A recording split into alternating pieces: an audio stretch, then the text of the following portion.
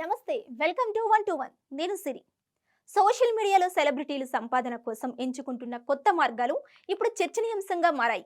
విష్ణుప్రియ వివాదం తరువాత ఇప్పుడు అనన్య నాగళ్ళ కూడా అదే బాటలో పయనిస్తుండటంపై నెటిజన్లు రకరకాలుగా స్పందిస్తున్నారు.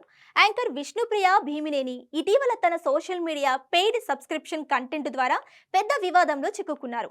ఆమె షేర్ చేస్తున్న కంటెంట్ అడళ్ల తరహాలో ఉంది. ఇది యువతపై ప్రతికూల ప్రభావం చూపుతుందని కొందరు ఆమెపై ఫిర్యాదు కూడా చేశారు. అయితే ఆశ్చర్యకరమైన విషయం ఏమిటంటే ఈ వివాదం ఆమెకు నష్టం చేకూర్చడానికి బదులు మరింత లాభాన్ని తెచ్చిపెట్టింది. వివాదం తరువాత ఆమె సబ్స్క్రైబర్ల సంఖ్య, ఆదాయం రెండింతలు పెరిగినట్లు నివేదికలు చెబుతున్నాయి. ఒకప్పుడు కేవలం ఫోటోలు షేర్ చేయడానికి, స్నేహితులతో కనెక్ట్ అవ్వడానికి వాడే సోషల్ మీడియా ఇప్పుడు ఒక పూర్తి స్థాయి బిజినెస్ మోడల్ గా మారిపోయింది. క్రియేటర్లు నెలకు 300 నుంచి 400 వరకు వసూలు చేస్తూ ఎక్స్క్లూజివ్ కంటెంట్ ను అందిస్తున్నారు. తాజాగా నటి అనన్య నాగళ్ళ కూడా ఇదే బాట పట్టారు. ఆమె నెలకు 390 రూపాయల చొప్పున సబ్స్క్రిప్షన్ ప్లాన్ ను ప్రకటించగా అనౌన్స్ చేసిన కొద్ది నిమిషాలలోనే 600 మందికి పైగా యూజర్లు సభ్యత్వం తీసుకోవటం గమనార్హం.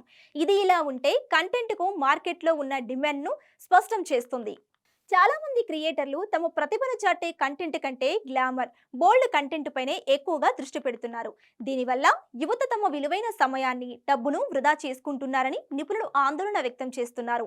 చదువు, కెరీర్ వంటి స్థిరమైన మార్గాల కంటే ఇలాంటి పద్ధతుల ద్వారా సులభంగా డబ్బు సంపాదించవచ్చని యువత తప్పుగా భావించే ప్రమాదం ఉందని హెచ్చరిస్తున్నారు.